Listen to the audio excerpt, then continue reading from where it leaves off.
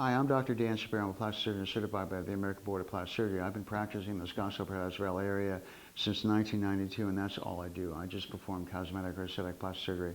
I do a lot of breast augmentations living here in Arizona, and we call that the breast belt because we do so many augmentations here.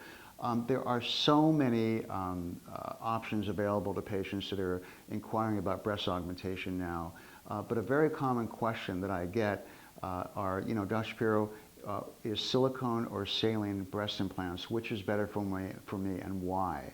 And the answer to the question is really depends, but I say that probably about 95 to 98% of the implants that I put in are silicone.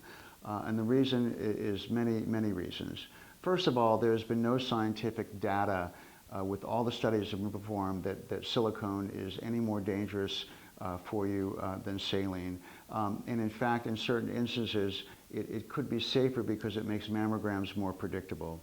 But in terms of cause and effect of silicone and disease, it has not been proven. It doesn't cause cancer, and if it leaks, it's in a contained pocket. So the first thing is that silicone is not dangerous for you.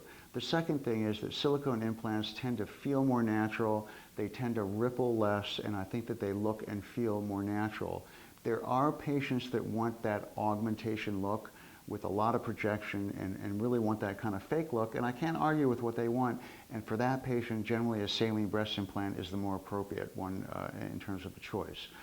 The other thing is that silicone I think acts a little bit more like tissue, so it tends to move with you because it has the same density as tissue does, as opposed to saline that does not.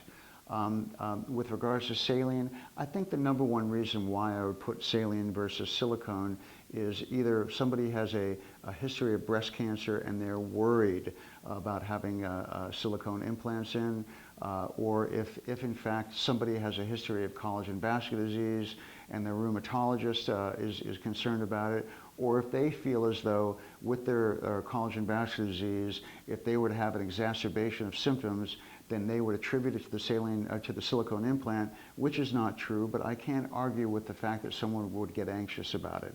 So in that instance, I would generally go with a saline implant.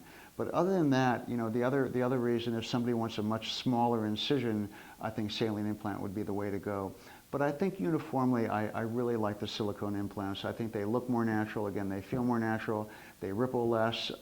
With regards to capsular contracture, there's virtually no difference between the two. And I think education is the most important thing. I realize and I appreciate the fact that people do so much research now on the internet before they come to see me, and on most of the indications of disease with silicone are incidental, and they tend to be more emotional. So, to figure out if you're a candidate of saline versus silicone, come in for a consultation. Again, there are so many options available now.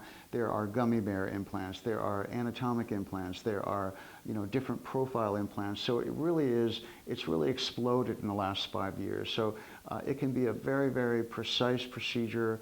And the saline versus silicone is just one of those small decisions we have to make. But really, I just want to make my patient happy by educating them, by giving them different options and figuring out what the best solution is for you. Thank you.